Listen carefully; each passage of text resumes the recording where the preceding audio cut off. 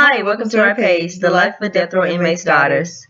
Thanks again for tuning in. This week, we're going to talk about the eyewitness news that changed my life forever. For me, and how I found out about my dad was one morning, I was about 7 years old, and I was getting ready for school. And every morning, we would watch the news. So this particular morning, I walked into the room with my mom and noticed her face was looking a bit puzzled. She was watching the news. So at that point, I tuned in to the news that she was watching, and I proceeded to see where they were showing a man being gunned down with guns, very large guns.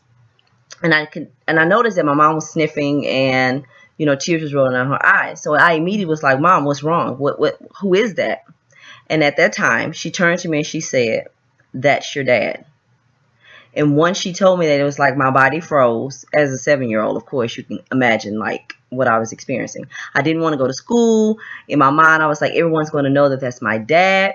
So I was totally hurt and like overwhelmed with emotion. But that is how I found out who my dad was at the time. Thanks for following. Continue to tune in for more updates to come. Bye. Make sure you like and subscribe.